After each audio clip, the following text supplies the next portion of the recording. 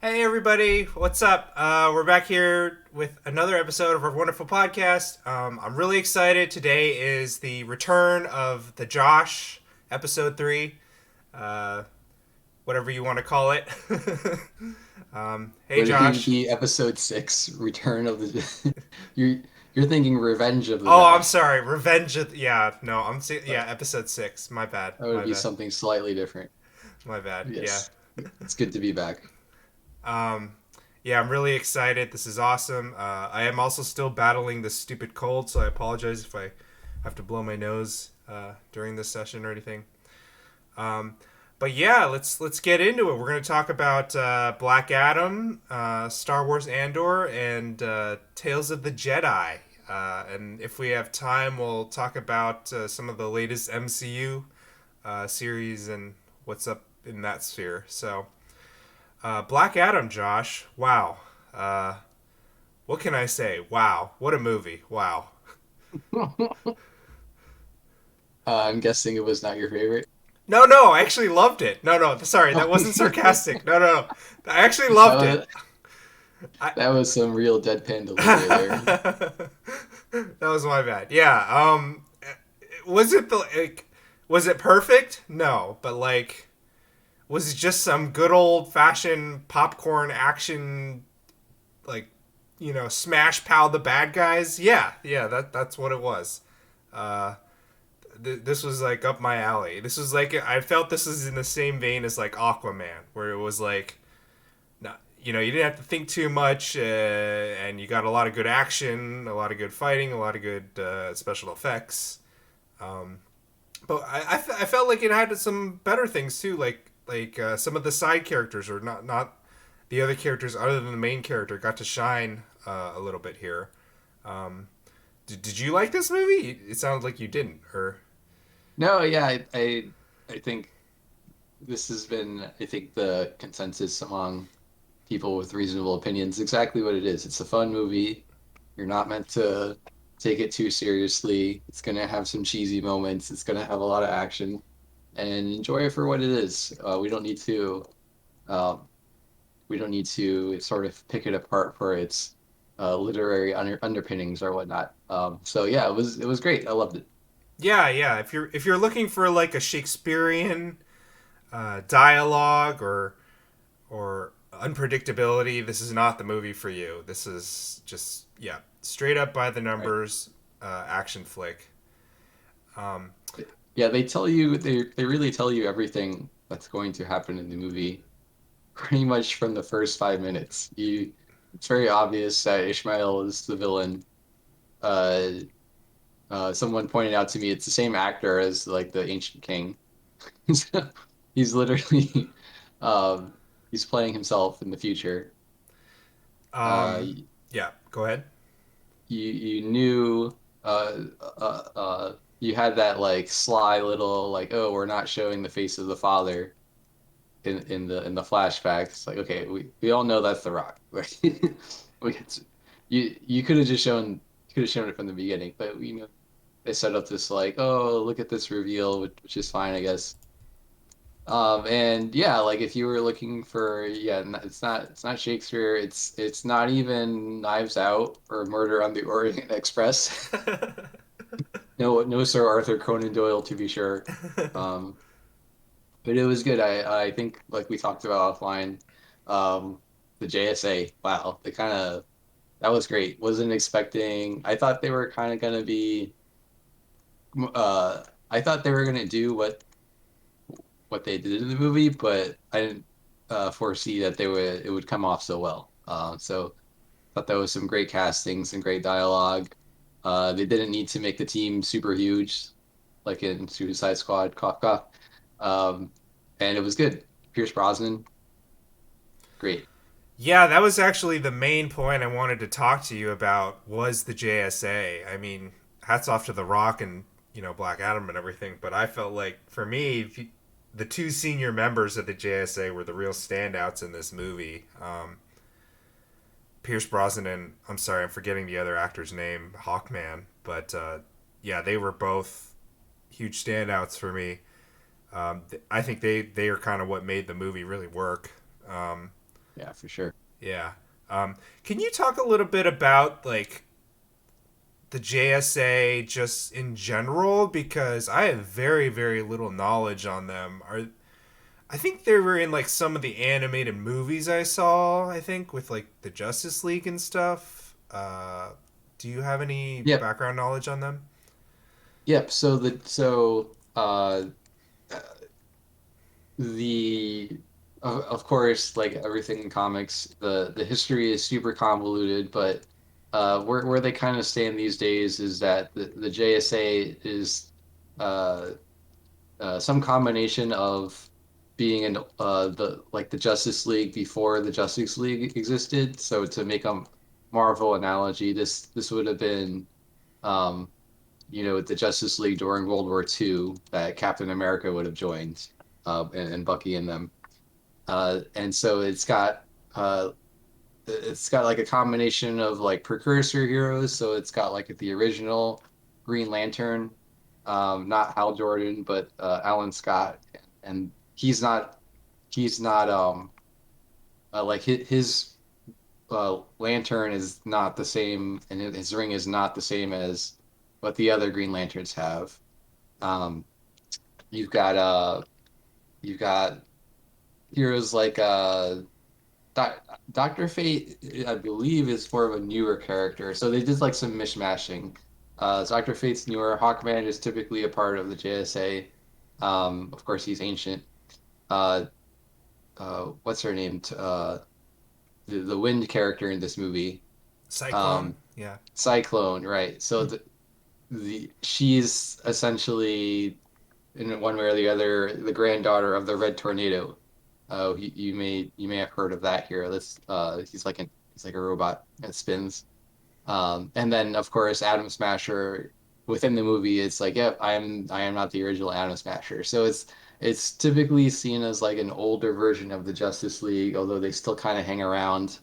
I think in there's like a recent comic storyline where the Justice what is it? Like most of the Justice League dies, or they're presumed dead. They're like missing, and like the JSA comes back to like help pick up the load because um, it's like Superman's son, some like other Wonder Woman derivative. They're trying to like take up the mantle. And it's not really working. Um, and so the JSA is like, don't worry, we're here to support you. So yeah, they're typically like these older heroes in a mentor role. Um, but yeah, so it's if you've been reading comics since the golden age, I suppose this was like a real treat for you. But also, like Doctor Fate is one of those, like Doctor Fate, the Phantom Stranger, the Question. There's like all these DC heroes that are, I think, super cool. They're Zatanna. Um, so like if you've seen Justice League Dark, yeah, and that any of those animated shows, or I think they had a whole movie. Uh, Sort of more characters close that have closer relation to those. So if you're like into that part of the DC universe, this was like super astounding. I didn't expect that they would come off so well.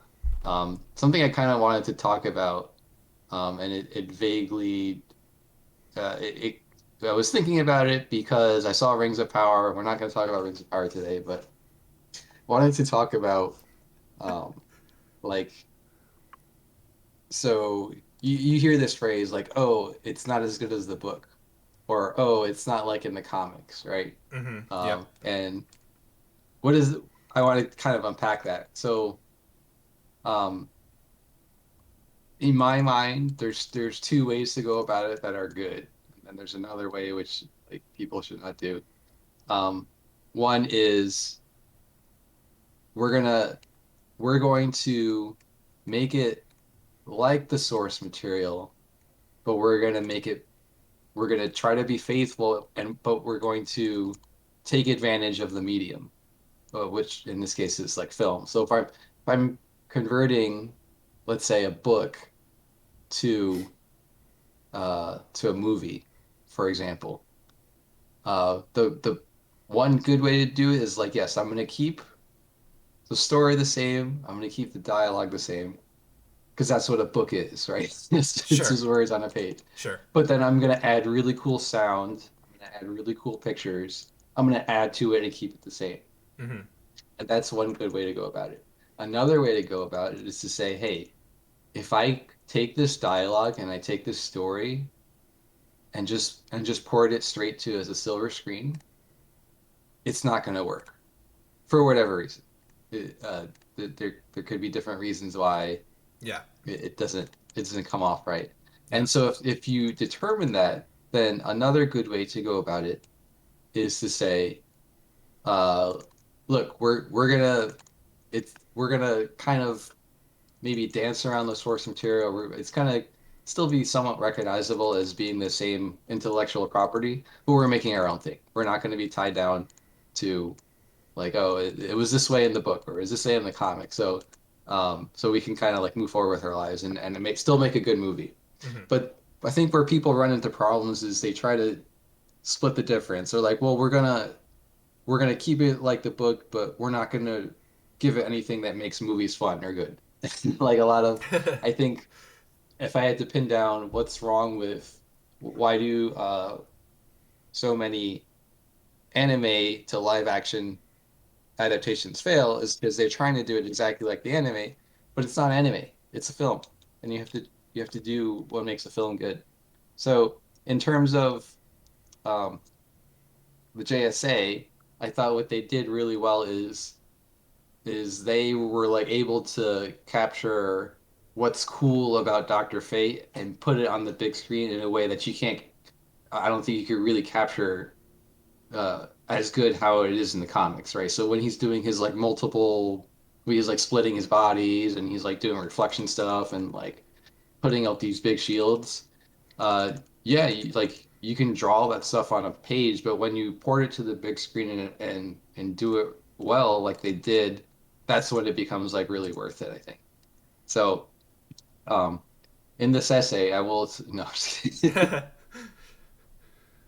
So yeah, so I thought that went really well. The Black Adam but like on the flip side, the Black Adam thing was like sort of it was kind of like in the comics, but kind of not. But I think they sat down and realized like, look, we've got The Rock playing him. We're not gonna we're not gonna give him the same dialogue that he says in the comics, and that's just like how it is, and everyone's gonna deal with it.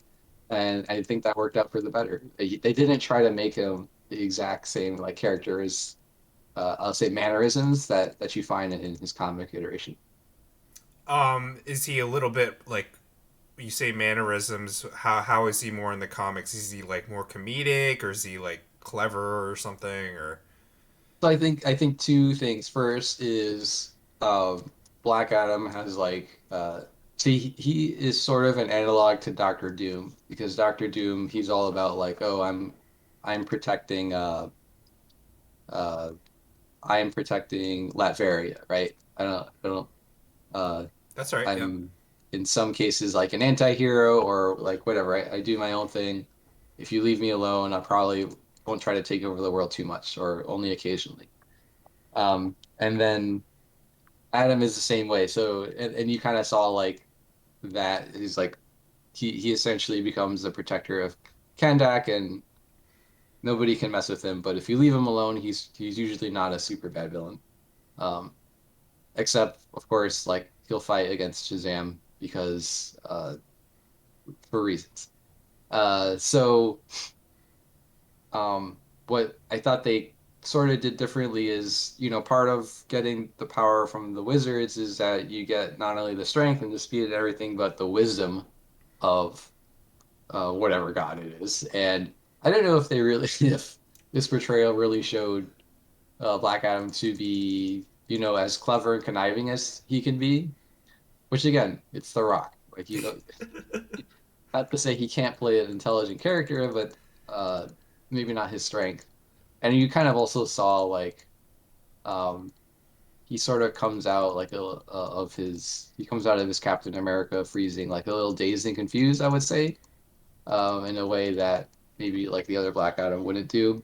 The other piece is like his pride. So, um, and you kind of saw it a little bit, but Black Adam, he's typically like he doesn't take direction from anyone.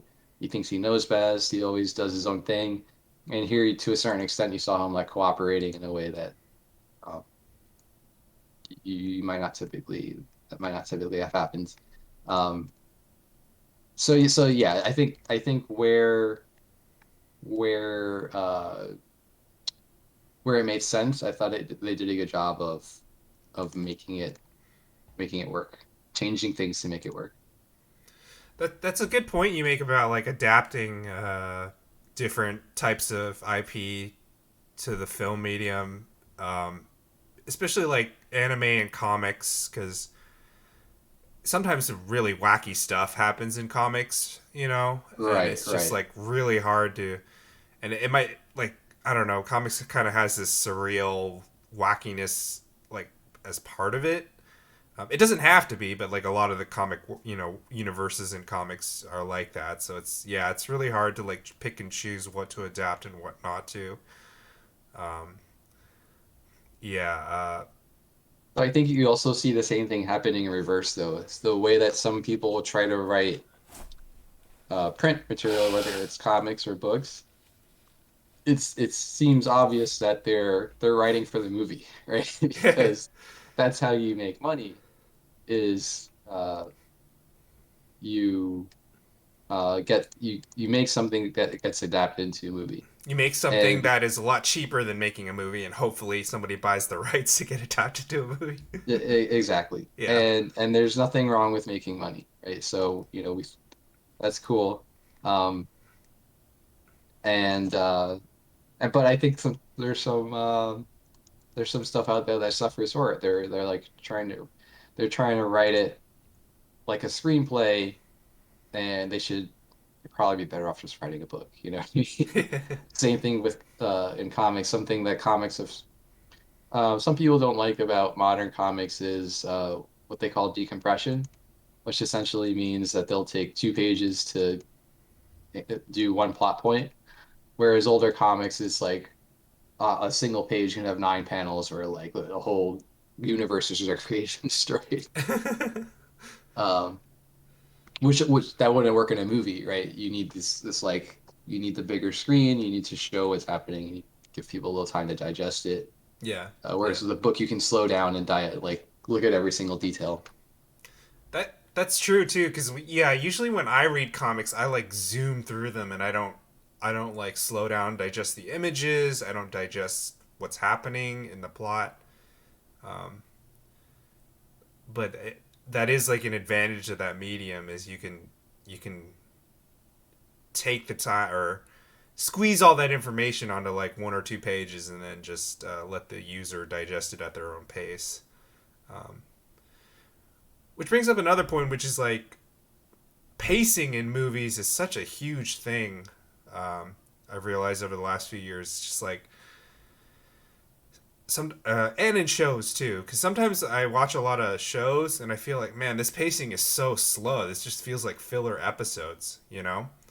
Um, and in movies, sometimes they just like rush through things like nuts, you know, because they only have like 2 hours to fill out things. Um, And then we have the Snyder Cut. and then we have the Snyder cut, the 4 hour, yeah, the 4 hour thing, yeah. So I think that's like a great example. Well, I think there's a couple things going on there. The first is that as much as we like to treat these things as works of art that stand on their own and everything's done for the sake of like a cool experience, the reality is these are commercial works of art and they're done with the idea that they have to make money. So unfortunately, Mr. Scott Snyder and others, you can't just shoot 10-hour movies. Like you have to make something that makes sense. Same thing for TV shows. Every episode costs money, and you may not get a second season, especially these days. So, so that's one thing. The other piece, but then there's then when you get the Snyder cut and you see him taking like 15 seconds on a wide shot of just like Aquaman rescuing someone in the water and the lightning is flashing and the waves are breaking against his chiseled muscles and so on. It's like this is cool too. I don't mind sitting here staring at this for 15 seconds. Um, but it just wouldn't fly, right? It doesn't sell enough for whatever Yeah, reason. Yeah. Um, two more things I wanted to talk about this movie. One, the first one being, um, did you notice how many connections this movie had to like all the other DC EU properties? Like, I felt like I was watching a Marvel movie here. Like, the DCEU doesn't generally have this many connections to their other to the rest of their universe. So I think you're starting to see them hit their stride. And the if Nick Fury is the linchpin of the Marvel MCU, Amanda Waller is, I guess, playing almost the exact same role. Maybe not the most creative thing in the world, but it works. So yeah, we had uh, obviously the after credit scene or mid credit scene, as it were, which was a big deal, right? Because up until then, we didn't know that Henry Cavill was going to play Superman yet. So now we're good, right? Yeah, I mean that was Um, the second thing I was gonna bring up, but yeah, just sorry, oh spoilers. yeah, I mean save the best for last, right? But yeah, and then Amanda Waller, just all of the kid, I forgot the kid's name. The kid being like a fan of all the Justice League. Yeah, Um, there were other references that I can't remember off the top of my head now, but yeah, I right. just felt like I was watching a Marvel movie with all these connections and It Easter eggs. it's true. So I think a couple things like that was a good sign. It's like, okay, now we know Green Lantern exists. Uh, take that for granted. Um, we had uh, we saw what's her name, Harcourt from Peacemaker. She showed up in Oh, the that's movie, right. Yes, yes, yes. That's right. Yes. so that was just like a gratuitous fan service, right? She didn't need to be there, but if you watch Peacemaker, it's like this is awesome. I'm happy she's there. Yeah. And then and yeah, so but speaking of Marvelification, I kind of had this experience. Um, again, we're not going to talk about Rings of Power, but I had this moment when one particular scene in Rings of Power, and I was like, dang it, if it wasn't for Iron Man, they never would have had that line of dialogue in here. It's like every single thing we watch is trying to recapture the lightning in the bottle You're that gonna have to was write Iron that. Man You're gonna 1. have to write that down and remember it when we talk about Rings of Power because I'm actually really curious about that. No, no, it's I remember it very vividly. I couldn't tell you the episode number because I watched them all at once, so I don't everything blurs together, but I can tell you exactly what was said. And it was like up until for there's different storylines in Rings of Power, right? So like the Harfoots, you kind of expect them to be a little goofy. That's like part of their role. They're like Ewoks essentially.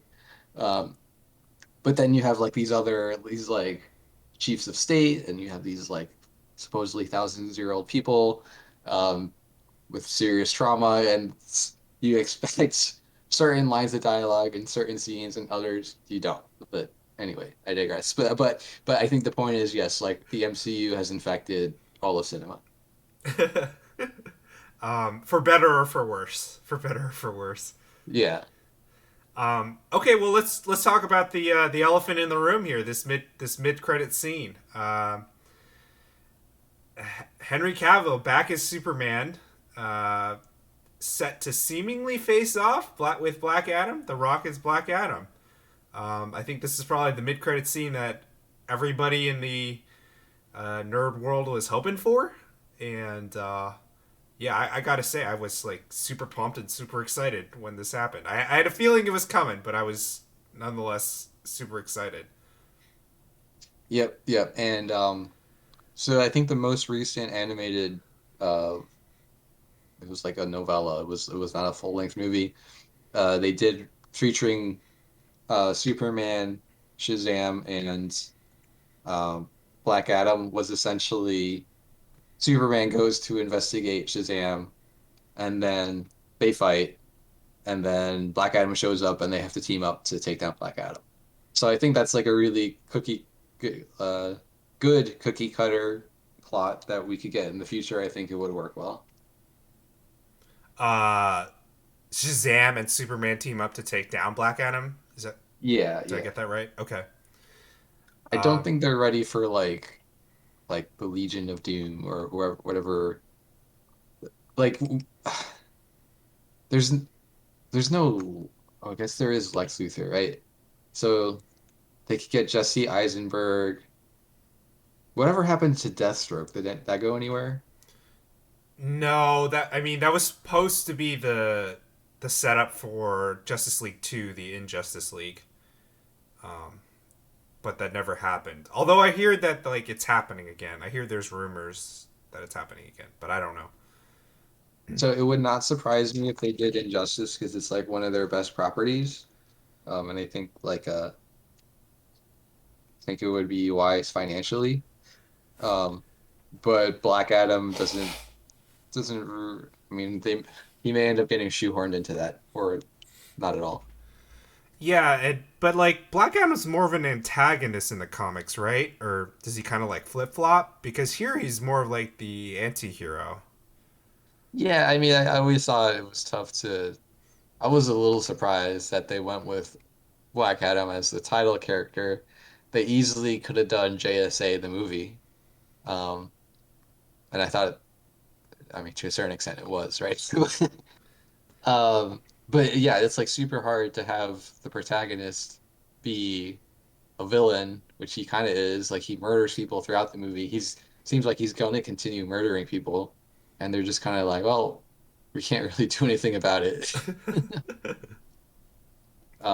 So yeah, I mean, I thought thought that was interesting, and um, you know, I think it's kind of open ended. Will he help out the heroes? Will he be one of the villains in this like future? Uh, I'll call it an event film. You know, Yeah. uh, like the equivalent of Civil War or Infinity War, um, whatever else Marvel is doing these days. Yeah, I mean, so that was a question I had because like obviously they're teasing like a showdown between the two of them. But how are you going to make a film? I mean, we've basically seen this film like 3 times now or 2 times now. Where it's just like the two big good guys go off, face off against each other, but then they And they eventually team have up. to team up. Yeah, they have to team up. So, I mean, not even 2 times. We've seen that a lot of times. So, like, yeah, how are they going to do it where it's not super predictable and, So you mean like Batman versus Superman, yeah, Dawn of Justice? Oh no, done. that's the same movie. Yeah, Um, uh, well, I don't know.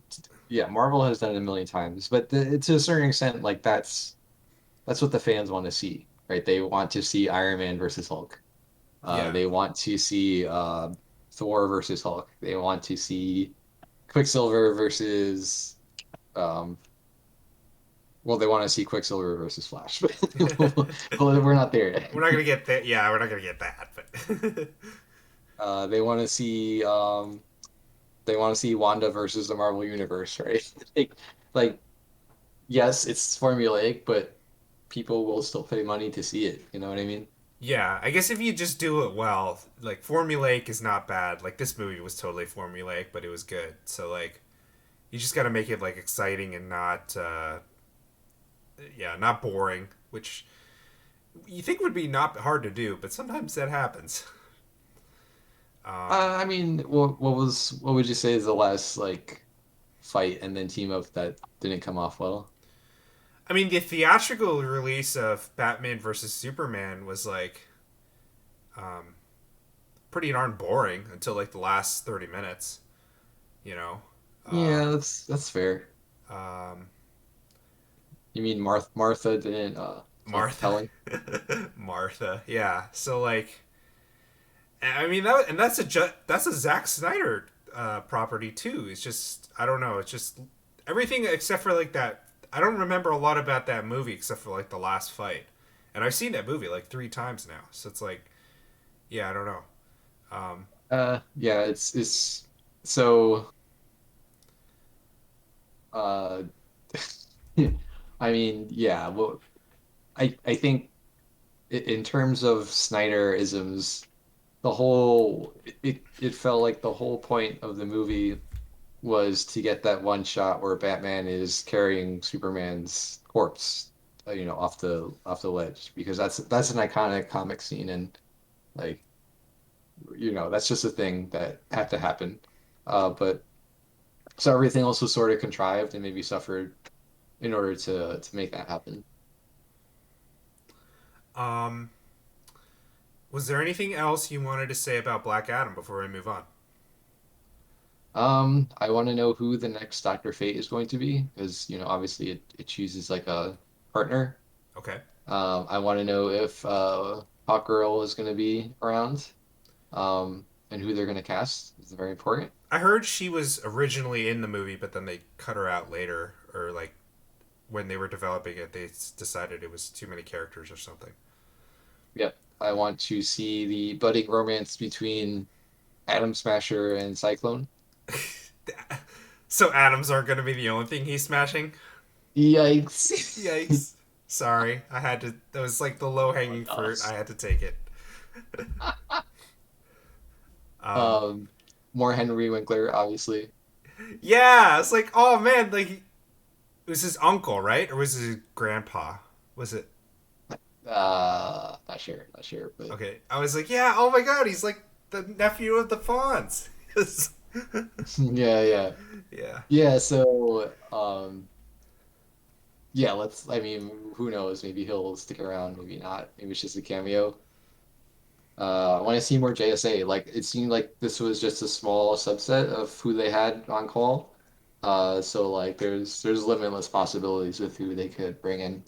I think this is more of a tangent about the DC universe. I think we're ready for the Legion of Superheroes, which is basically they're like the Justice League from like I think the year 3000 or whatever. But there's like so many. There's like I don't know. There's got to be like 50 characters on this team. So like Superman, like sometimes he'll travel to the future, and there's other characters like from that timeline. Mm-hmm. I think DC is kind of getting their legs under them to have like a larger cast and have it make sense. So that's something I hope they do something about that. Yeah, that would be exciting to see. I'd like to see like a standalone JSA movie too. Uh, at least with this Hawkman and Atom Smasher and Cyclone plus some of the additional characters you said. Um, yeah, I felt like they, I guess like you said, they're hitting their stride. This is a step in the right direction for DC and Warner Brothers. Definitely one of the better DC properties. Um, Right. I think what's people's most common complaint about DC movies is they can't see anything on the screen, right? It's too dark. yeah. And so like I thought the setting like helped out with that. But yeah, I think do we know what the next DC film coming out is? Uh, I do not off the top of my head. Let me. Oh, the Flash. The Flash, probably. Yeah. Wait, that's coming out still? As far as I know, yes. Out of all the things you could cancel, because they canceled Batgirl, They right? canceled Batgirl. Yeah, that was a train wreck. I think the Flash is the next one. Aquaman 2 as well, but I think that's going to be coming later. Uh, they canceled. There's also been like scaling back some of their shows. Uh, Shazam, I guess. Shazam 2. Yeah. Shazam 2. Then the Flash. Uh, Blue Beetle? Yeah, Blue Beetle. All right. Yeah. George Lopez is in this movie? What? Oh, yes, that makes so much sense. So, I guess you don't mind spoilers. Well, any of these characters, they just like take so long to explain. But essentially, the original Blue Beetle, who I don't think is going to be in the movie because George Lopez is in the movie. He was essentially like a Batman analog. He's like super rich, dresses like a beetle, has a flying ship shaped like a beetle. Um, best friends with Booster Gold, and at some point he like died or retired or whatever, and then the thing that gave him his powers, tiny blue scarab, got passed down to the current Blue Beetle, who is one of the leading Hispanic heroes in the DC universe. So George Lopez is probably his father. Um. Okay. Yeah, that makes sense. So probably a younger. It's like it's probably going to be a more fun, happy-go-lucky, PG-rated show movie. I mean, that's awesome. I just never hadn't even heard of it. This one actually has a hard release date too, August of next year. So, um, Yeah, no, there's definitely like a lot of there's like a lot of heroes and villains too that they like sometimes people are like, "Oh, Marvel, they've done so much already. What could they do next?" There's like such a deep bag of stuff that they have barely scratched the surface of in terms of like the history of, what's going on. What, it's 2022, is it's like 70 years of this stuff. yeah, More. yeah, Maybe not for Marvel. Marvel is a little bit newer, but for DC, they literally go back to like the Great Depression, coming up on 100 years of stories like these. There's just so much. yeah. And they don't typically release as much content as Marvel, so they're not like going through all their, back catalog of everything so as quickly. Right. So that should be interesting to see. Do you want to move on to Star Wars Andor? Yeah. Let's talk about Andor. All right, let's talk about Andor. I just binged everything that was released up through episode 8 yesterday and today, and I liked it. I quite liked it. I thought it was pretty good. I especially like the heist episodes. Yeah. I gotta admit, when I first heard that they were doing this series, when they announced all these Star Wars series way back when, I think we talked about it like on like our first episode of this. Um, I was like, really, a series about Andor, the guy in Rogue One, like just one of the many cast members in Rogue One. I didn't see the appeal or where it was coming from, but I like that we get to see a little bit of the inner workings of the beginning of the rebellion, the spark that will light the fire, that blah blah blah of the rebellion. Um, But good. uh, I like that we get to see a little bit of more of Mon Mothma. That's a character I've always wanted to know a little bit more about. Um, I find it, I like it in an ironic sort of way that we get to see a lot of the bureaucracy of the Empire. I think it's kind of funny.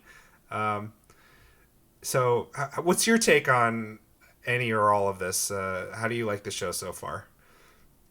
So the social media circles that I travel in, they say this is one of the best Star Wars properties ever made. And Interesting. I find it hard to disagree. In this essay, I will, no, just kidding. Actually, though, so, so I think so where to begin? So first of all, like, yes, exactly. Star Wars fans love politics, right? It's it's not like uh even going back all the way to New Hope, we had these like weird scenes on the Death Star about talking about dissolving the Senate and all this other stuff, and like literally, one of the leading characters, Leia, is a politician. Um, it's always been hard coded into Star Wars that if you really want to get into it, you gotta understand the politics, the bureaucracy, everything that's going on. S Something that's been missing from uh, the missing from the film and the TV shows and the movies of Star Wars, something that's always been kind of talked about and not really shown, and also I think was one of the, not to harp on it, but one of the many failings of the sequel trilogy uh, is that they never really showed why the First Order was so bad, right?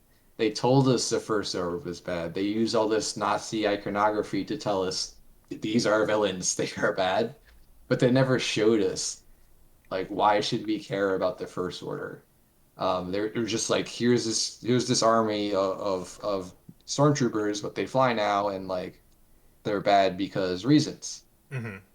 And to a certain extent, it was kind of missing from Star Wars, the original trilogy, and we didn't really have any TV shows set during that time period to show us like well, why what is really so bad about the Empire. And part of the reason was because uh, first of all, Darth Vader is just like an incredible character. You just look at him and you know he's like absolute evil. He's choking out his own men. Yeah. Um, they literally blew up a whole planet in the first movie. Um, so you didn't need it as much, but it was still something that was kind of missing. Um, we never saw the oppression of the Empire, and Andor just like such a great job of not only showing what was so bad about the Empire, but it does it in a way that's very relevant to our current society and political climate and social justice issues that we're facing, right? So um, we've got these we've got these episodes where Cassian is a legitimate like actual terrorist, right? Uh, he like stole however what is it like millions of credits. He's like murdering his supposed allies, like so on and so forth. He murdered policemen. He's not a good guy in the traditional sense of the word. And then they arrest him, not for being a terrorist, but for looking suspicious. Yeah. And it's like, no, actually, yes, this is very relevant to life in America, like right here, right now. Um, and uh, and the way that our incarceration system works and the way we put prisoners to work for 40 cents an hour in our privatized prisons. This is all very relevant to us right now in the same way that the original trilogy was relevant in the fact that it was an allegory for the Vietnam War and other situations where large empires and countries colonize other people. So it's like the most Star Wars show ever in that sense. um, that you bring up. Wow, you bring up so many good points there. I wasn't even thinking about the social commentary of it. But yeah, that was all true. Everything you just said, and I agree with all of it. Um, his incarceration, his they still don't know who he is, right? They just think he's like this dude Clem, and they arrested him for looking suspicious. Correct? Did I lose you, Josh? Oh, sorry, I was not pushing my push to talk. Oh, They think he's Keith Gergo. Keith. Oh, Keith Gergo. Okay. Yeah, and something that's the show does like I think an incredible job of showing and not telling. But since you mentioned the name Clem, something that they like super glossed over, but I thought was like critical was Clem. Uh, Clem is the name of I guess Marva's partner, whoever raised Andor when they brought him off the other planet. Yeah. Yeah. And and so when Luthen picks him up and says, "Your name is Clem," and he looks at him, Luth is essentially knowing, I literally know everything about your life in that one moment. Um, I did not pick up on that either. Jeez. I just thought it was like a funny coincidence, or it was going to turn out to be something later that he knew his adopted dad or something. Well, Luthen somehow knows everything about him, and there's like some there's like some really cool theories floating around. Are you ready for like the top three conspiracy theories about Andor. Hit me. Let's go. All right, number one, Andor has been searching for his sister the whole time, right? Yep. His sister is Clea. Is who? Clea, Luthen's assistant in the shop. Oh, okay. Okay. Yeah, that would make sense. Okay. That's not It too out there. explains, Yeah. yeah, it explains to a certain extent how Luthen knows. So this is a lot of filling in the blanks. Like if somehow Clea discovered Cassian and like learned about his life, and then like told Luthen about him. Um, that all lines up. But really, the primary evidence for this is that when Cleo's walking to meet Vale and Coruscant, Hmm. they're playing the same music that they played on their home planet. That's like the crux of the evidence. Okay. Um, the problem is that Clea is like telling Vale to kill Andor. It's like wow, like some sisterly love there. But that's I think my top one conspiracy theory about Andor. Okay. All right. What are the others? Number two, Vel is Luthen's daughter. Uh, what would be the significance of that? Um, Everyone in Star Wars is related to someone else. I was like, okay, yeah, but so what? That's my. Uh, I think it puts a little bit of a different tenor on their conversations when they meet on Aldani. okay. Like he's not, and that's like if both of these things are true, it just places like this really twisted outlook on family. I don't know if we've really seen so far in Star Wars, Hmm. where they're just like really like using each other to try to get back at the Empire. They're like so consumed with revenge and rage that they're like selling out their own families. Um, and um, and like Luthen's like interacting with her like not as a family member, but just as like another tool in his war. Hmm. We don't even necessarily know so far why it's so personal for Hmm. Luthen, like why he's going to such lengths. I don't think we've seen that so far. Um, but yeah, uh, Number three. number three is that Cassian left. He took Nemec's journal with him, his manifesto, I should say. He left it in the bathroom. Okay. After he gets out, he's gonna go back, get it, read it, and like then become more rebellious, I should say. Okay. I don't know if Um, that's really a conspiracy theory, but yeah, that's not that big of a theory or conspiracy, but okay, yeah, I can see that one. Yeah. I'll throw another fun fact at you. Okay. Yeah, you know the guy, the character Melshi in the prison? Um, Andy He's Circus. no, not the esteemed Andy Serkis. Oh. But he's the guy that Cassian's first day, he's like, forget about it. You're never getting out of here. Give up all hope now. Oh, yeah. Okay. Is he somebody important or like a that was a Yes. cameo? He leads the assault on Scarif in Rogue One. Oh. See, I knew I had to. I knew after I saw this, I had to watch Rogue One again. But I have to watch that episode again just because I don't remember what he looks like. There's so much going on in like every episode. It's very rich. Like you can kind of see like Cassian putting the pieces together and how they're going to get out. Just like not saying anything, but just what he looks at and where they're putting the camera. So the implications of that would be that like he's forming relationships in this prison that will benefit the rebellion later when he becomes like a full on rebel. Yes.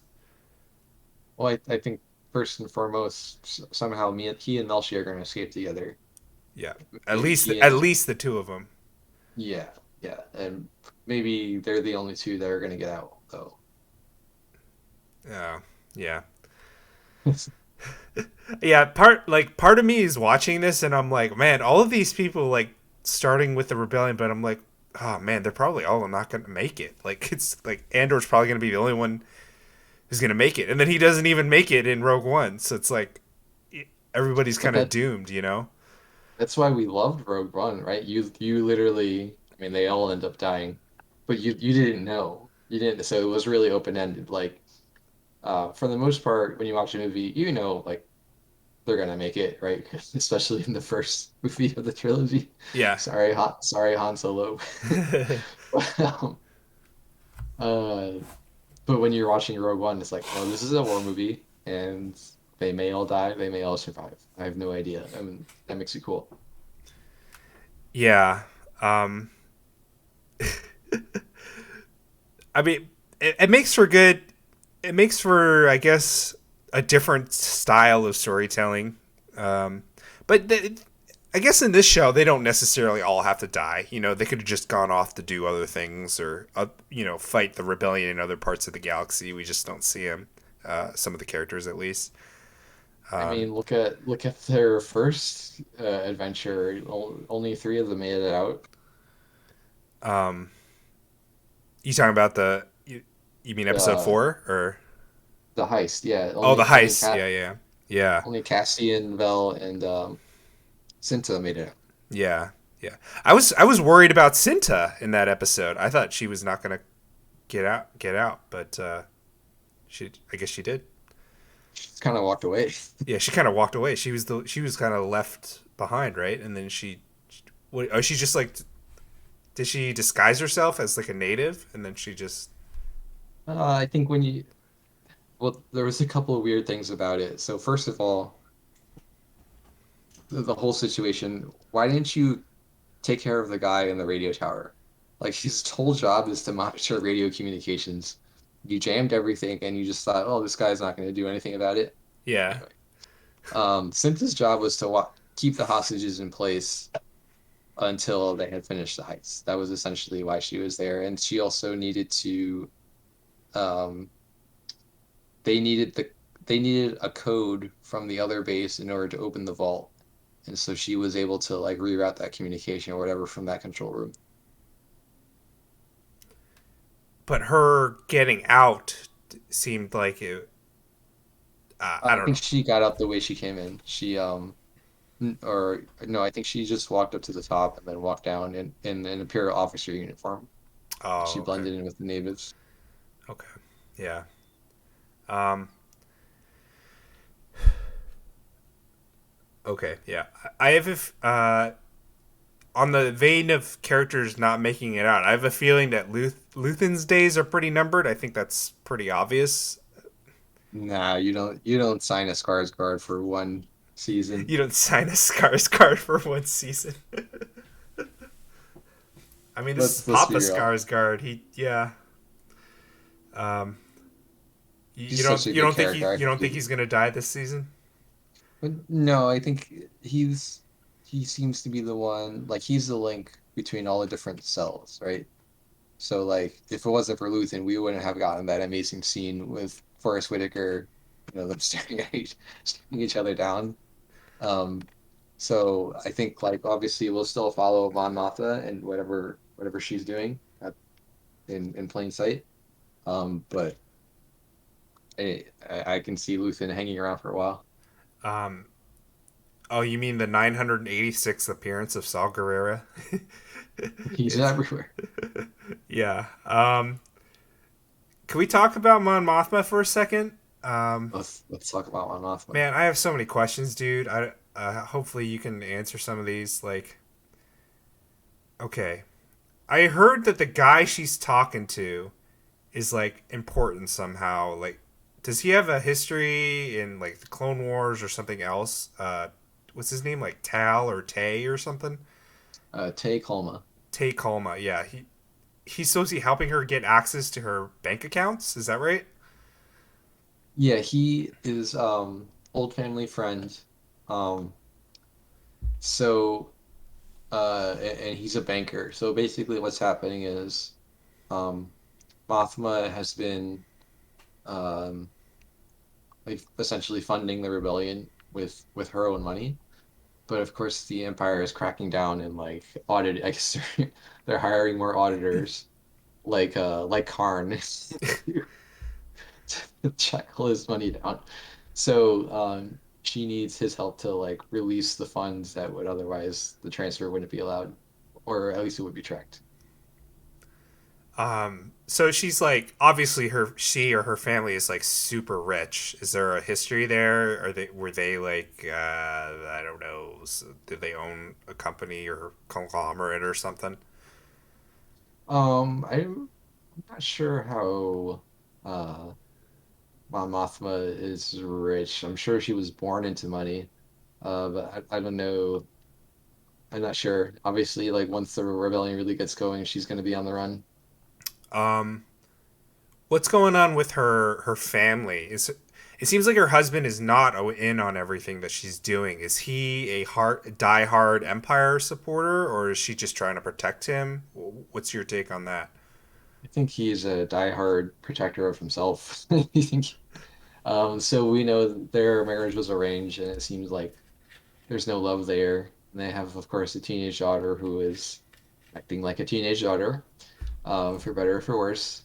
So yeah, I think he'll end up selling her out at some point. Um, Gosh, gotta love arranged marriages, man. Yeah, I thoroughly enjoyed just getting to know her as a character better. I already mentioned that's like one of the characters I think that they could have where that I wished to learn more of when watching Star Wars. You know, the original trilogy. And I think this the same actress that they used in the prequel films for Mon Mothma? Because I think she got like a cameo in the prequels. I don't think so. Okay, Uh, I had you're heard talking it about was. you're talking about Rogue One. No, I'm talking about the prequels. Oh, uh, I'll have to no, look it up. I thought I read somewhere that it was, and I thought that was pretty cool since they're 20 years apart. Um, and she I, was I sorry. Go I'm ahead. on her IMDb. She was in Matrix 2 and 3. She And yes, she did play Mon Mothma in episode 3. there we go. There we go. That's pretty cool. What does she play in The Matrix? Who is she? She's Officer Wirtz. Okay. All right. I don't even remember many cops in that movie. Maybe she was somebody in the real world. Huh. Yeah, maybe. Oh, yeah, that sounds right. I feel like yes, I feel like that happened. Did you see the other returning character in this in Andor? Um, Remind me. Lauren, the white-haired Imperial officer. No, I missed that. You mean the boss of Mira? Yes. So, if you remember all the way back to episode 4, when they're meeting in on board the Death Star, there's a guy in a white suit. Um, so that was his first appearance. Then for the Clone Wars, they brought him back and showed him as like a captain, and then later an admiral in the Clone Wars. Um, and then he was also in Rebels once he switched over to the ISB. Uh, and I believe they got. I'm not. No, it couldn't have been the same actor, right? It was like 50 years ago. Um, but yeah, so this is like he's literally appeared in so many different Star Wars things now. You Lauren is that his name? Yeah, Yularen, Yularen. And you said in episode 4 he's in a scene where like there's a bunch of guys Yeah, in a when conference room or something. yeah, yeah. I have to go back and look at it. Should be the only one with a white suit. The only one with a white suit. Okay. Yeah. Um, I mean, yeah, that's wow. That is a very I don't know what the word is, but that is a Deep cut. throwback connection. Yeah, deep cut. Yeah. Wow. Um, did you get that when you first saw it? It hit me later. No, actually, I think I had subtitles on, so it says Yularen. Oh, it It's says like you. Oh. Okay. Wow. Yeah, that's a huge. Yeah, very deep cut. What are you hoping to see for the rest of the episodes here for the rest of the season? Um, so we know that there's going to be exactly 2 seasons. Oh, I didn't know that. Uh, Okay, now I I do. I I thought I saw that. Okay. Maybe I normally do not look up this stuff, but I thought I saw someone say it. Um, I think that we'll have Cassian meet K2 or one. I think that we'll see him have this like you know uh, Count of Monte Cristo coming to Jesus moment in prison. And then he and Luthen are gonna meet again somehow. I think he's also gonna find his sister in some way. It does not make any sense to me that they would put this MacGuffin of him finding his sister and not resolve it in the next 2 seasons. Um, yeah. Has he kissed anyone in the show? Maybe that's his sister. If he kissed them, that's a There Star was Wars the thing, isn't it? How do you explain Ben and Ray? Oh Oh man. man. Um, so I think the one girl we see him kiss is um uh I don't know if she was a prostitute or just someone he hooked up with on the beach planet, which is basically Miami. Oh yeah, Um, yeah, yeah. South Beach. Yeah. but I I think his sister has the same color skin as him. Um, and then there's the unsung hero. Can't believe we haven't mentioned so far of the show. Apparently, he and Bix hooked up at one point. Um.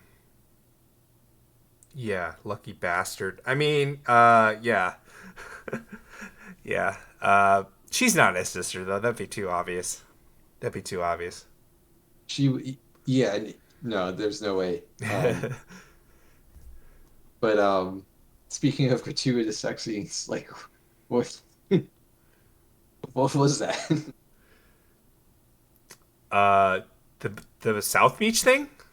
No, no, Bix and the traitor Oh. Tomek or not Tomek, whatever his name is.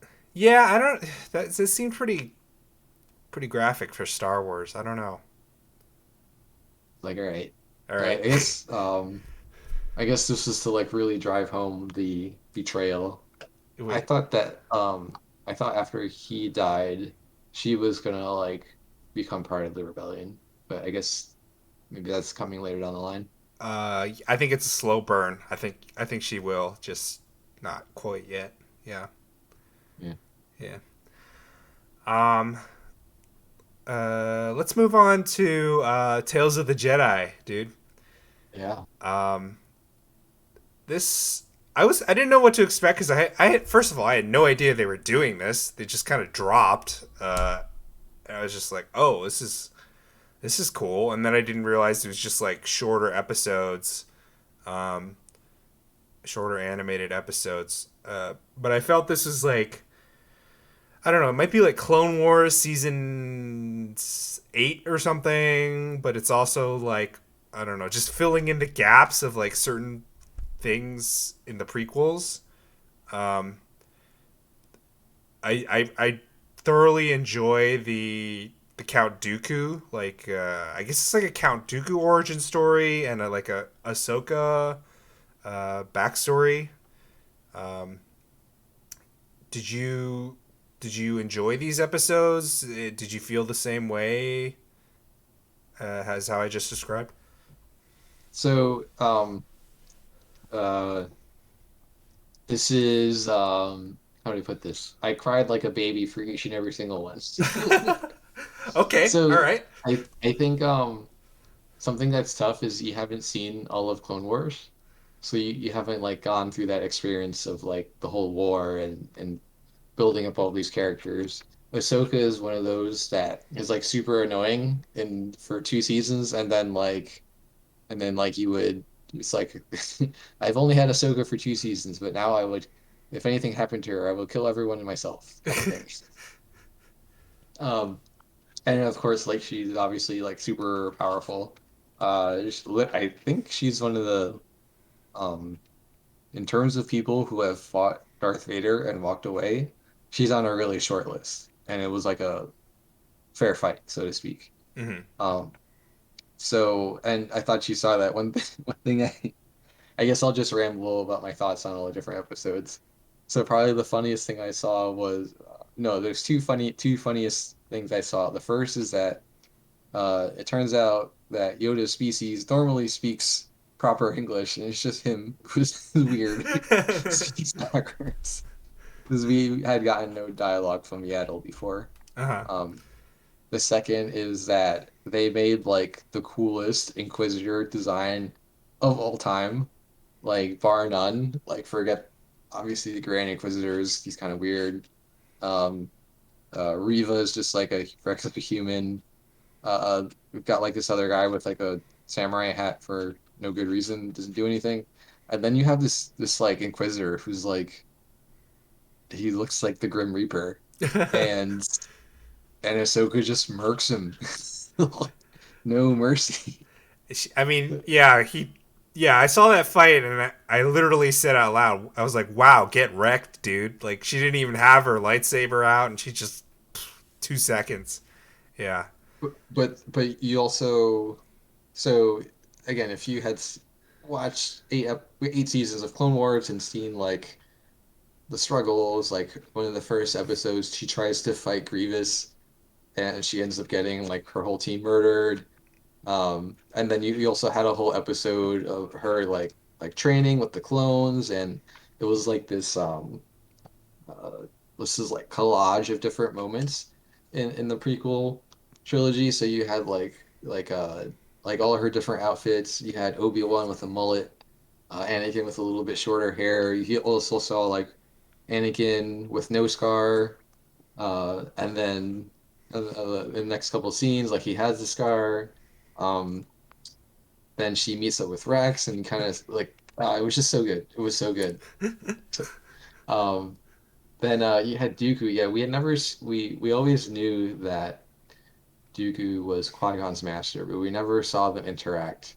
And so like seeing a young Qui-Gon, that was amazing. Um, you can kind of like see you also saw this like weird Anakin. I guess it's not a weird. It just is the Anakin parallel. So Dooku was similarly denied a spot on the council by Mace Windu. Yeah. Um, Dooku also like used violence to solve problems, just like Anakin. Uh, both like incredible duelists, powerful in the Force, both eventually apprenticed to Sidious. Um, both like had their crossing over moment when they stabbed a Jedi. So it's like this like I don't know type and shadow of Anakin that was really cool. And like this amazing scene where Yaddle like she gets crushed and then she lifts up the. They had a lot of shots where Yaddle was standing in the light and Dooku's standing in the dark. Hmm. That was just like, oh, I see what's going on here. Um, yeah, I really liked the episode with Dooku and Qui Gon. As you said, we never got to see them interact on screen before. After seeing that, it's like, wow, it's actually kind of amazing how well Qui Gon turned out, uh, considering Dooku was his master, and he had already been harboring dark side tendencies as early as then. Um, yeah, so and then yeah, the Master Yaddle fight. I was like, oh man, she's not making out of this alive because she's seen Sidious, right? She's like she's not making out of yeah. Um, that was rough. That was It's like rough. don't follow him. Yeah, don't follow him. Don't just let him be evil. Just you know. Well, uh, that was the thing. Like people, like Yaddle was in episode one, and then nobody knew whatever happened to her. And then of course people were also like, "Oh, is Grogu like did Yoda and Yaddle get together and make Grogu?" And so we there were many Yaddle questions that were answered on that day. um, I mean, she could still be Grogu's mom, right? She right? No. Yeah, yeah. And Grogu's 50, so by the time of Clone Wars, he's like 38. Yeah, yeah. Which okay, yeah. They must. Yeah. Okay. Um, I'm not gonna get into that. Um, the I felt like this was also like teeing us up for the Ahsoka series coming out. I don't know, sometime next year. I think. It's kind of like because especially this last episode just ended with her like basically getting back in the fight, right? Um, Um, that yes, I think part there was an Ahsoka novel, but I think they had to retcon for reasons. So that was also something that was happening. yeah, because I think a big thing with Ahsoka is that there's like a gap in her her history, right? From the end of Clone Wars, which is like the end of Episode 3, to the Mandalorian. There's like nothing in between No, all that she's in time. Rebels. Oh, she's in Rebels. Okay. Spoilers. Okay. All right. So But that I there mean, there was there wasn't a gap before before Disney came, then everything changed. So this filled in like in 15 minutes. It filled in a little bit okay. tiny. Okay. Yeah. So I don't think they've released any details on the live action series, but it's like I wonder when it's going to cover. I mean, it might cover like a large time span for the character, and obviously she ages slowly, I guess, because she still seems like a young adult in the Mandalorian, whereas a human would have been pretty old by then if they lived the same amount of time as her. So if the costume designers do their job, it's a big if. You can tell how old she is by how tall her little head things are. Yeah, but I heard that they had tried to they had like sized it down for the live action because it was just too big and cumbersome for the actor. I think so. It's like smaller than it should be. Um, I mean, part of the problem was before the oldest we had seen her was in Rebels, and in Rebels they're trying to align more with Ralph McQuarrie's old style, which had uh, like if Ralph McQuarrie drew Batman, his head cowl, the ears would be like three times the length of his head. Um, so like there was a little bit of that going on, but they might lean into it. Like if they have any flashbacks, they should make her be smaller. We'll see. um, well, I think that we are out of time for our content for today. What what what are you? What have you been watching, Josh, lately? So something I've got going is Jack Ryan, I think it's called. Oh, you finally started watching it? Yeah, yeah. Oh man, it's so good. And they just released the trailer for season 3. I see. I've got my work cut out for me. Yeah, no, Yeah. it's really good. There's there's some Mary Sue vibes going on. Um, Sure. that from what I remember about reading Tom Clancy novels are not necessarily there, but okay. My favorite line is I'm just an analyst.